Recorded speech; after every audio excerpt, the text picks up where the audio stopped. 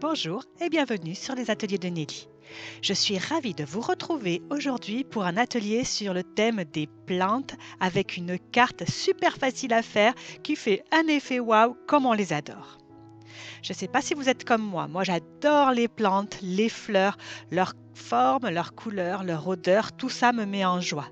Par contre, je ne sais pas du tout m'en occuper.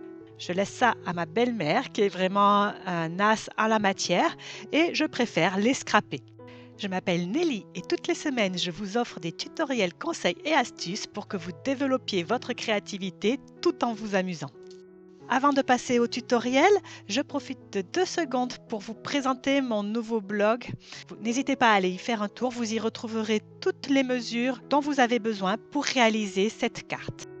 C'est une carte de forme carrée, vous savez comme j'aime cette forme, qui s'ouvre en 2 volets, une fois vers la droite, une fois vers la gauche. C'est super original, ça nous permet d'utiliser nos papiers à motifs de façon complètement optimale. J'adore. Allez, c'est parti pour le tuto. Nous allons construire cette carte ensemble avec la collection Plantes épanouies de chez Stampin' Up.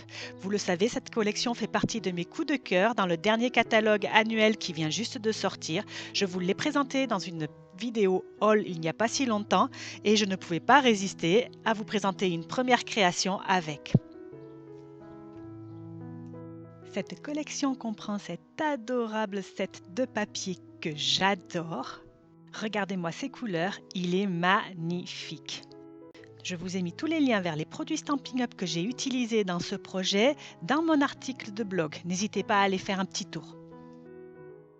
La collection comprend aussi un set de tampons qui s'appelle Parole de plante et un set de die qui lui est assorti. Regardez tous les vœux de remerciement que vous avez sur ce set de tampons, c'est top. Vous aurez également besoin d'un rectangle de 8 par 16 cm.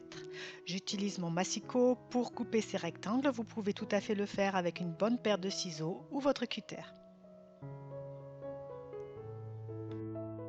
Dans le papier imprimé que vous aurez choisi, découpez un carré de 11,5 par 11,5 cm. Ce carré va nous permettre d'habiller le fond de notre carte. Collez-le sur la base de carte comme je montre sur la vidéo. Et c'est par-dessus ce papier imprimé que vous allez coller le deuxième rabat de notre carte, celui qui va venir sur la droite. Je vous donne une petite astuce. Utilisez plutôt une colle liquide à ce moment-là parce que vous pourrez modifier légèrement l'emplacement de votre panneau sans avoir à tout déchirer. Et puisque nous y sommes, je vous donne une deuxième petite astuce. J'ai collé mon panneau sur ce qui me semblait être le centre complètement au pif, mais vous pouvez être beaucoup moins à l'aise que moi avec tout ça. Donc prenez juste un petit crayon et marquez un repère à 2 cm en haut et 2 cm en bas. Ça pourrait vous aider. Et la structure de base de notre carte est déjà terminée. Nous allons passer à la décoration. Je vais commencer par coller un rectangle de papier imprimé de 9 cm et demi sur 11 cm et demi sur l'avant de ma carte. Ensuite, je vais découper un morceau de papier cartonné de 7,5 par 7,5 cm et je vais l'embosser avant de le coller. Pour l'embosser, je vais utiliser un classeur de gaufrage. La grosse particularité du casseur de gaufrage que j'utilise là est qu'il rentre dans la mini machine. C'est chouette quand on veut se déplacer ou qu'on a de tout petits morceaux de papier à embosser, ça nous facilite vraiment la vie. Je colle ensuite ce morceau de papier embossé sur le devant de la carte. J'adore l'embossage sur les cartes, ça donne du relief, ça donne de l'élégance, c'est toujours très joli. Avec les tailles de la collection, je vais découper dans le papier imprimé des vases et des fleurs. C'est un des gros avantages de Stampin' Up de donner toujours des produits coordonnés. Ici, certains poinçons du set de taille servent à la fois à découper des images que l'on aurait tamponnées avec le set de tampons qui est assorti, mais aussi à découper des images que l'on retrouve sur le papier imprimé. Vous voyez, là dans celui-ci, on peut découper 3 formes de vases. Dans un autre papier que vous voyez plus loin, on peut découper des formes de fleurs. Et voilà ce que ça donne. Nous avons des feuillages, des vases et avec le set de die, j'ai découpé également des images dans du papier uni. Je décore ensuite ma carte.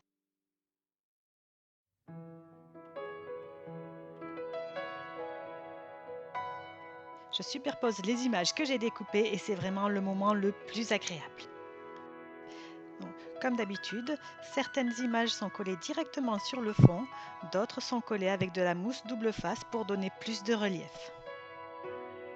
Je décore l'intérieur de mon clapet avec un rectangle de papier cartonné vert de la couleur Soyeuse Succulente, la nouvelle couleur verte de cette année qui est vraiment magnifique.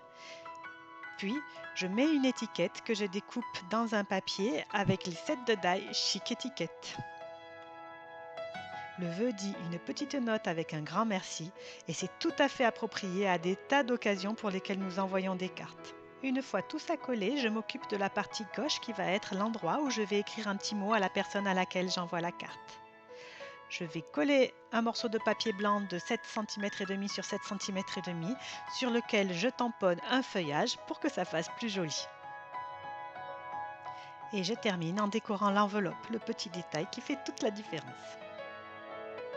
Est-ce que vous avez vu combien réaliser cette carte est facile ? Il suffit d'une feuille de papier cartonné A4 pour réaliser la base de cette carte et ensuite un peu d'imagination et de créativité.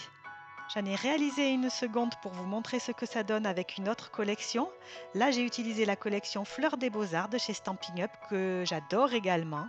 Donc, un combo de rose qui change un petit peu du vert et du brun de celui que nous avons confectionné. Mais j'aime vraiment les deux. Et vous, laquelle de ces deux cartes est votre préférée ? Est-ce que vous allez tenter l'expérience et faire cette carte avec moi ? J'espère de tout cœur que ce sera le cas. Surtout, si vous êtes débutant, n'hésitez pas à vous lancer. Je reste vraiment à votre écoute si vous avez des questions sur ce tutoriel. N'hésitez pas à les poser dans la barre de commentaires ou bien sur mon adresse mail et je me ferai un plaisir de vous répondre. Si vous avez aimé ce projet, n'hésitez pas à mettre un pouce en l'air ou à vous abonner, ça me fait toujours très plaisir. Et je vous retrouve la semaine prochaine pour un nouveau tuto scrap ou carterie. Portez-vous bien, à bientôt!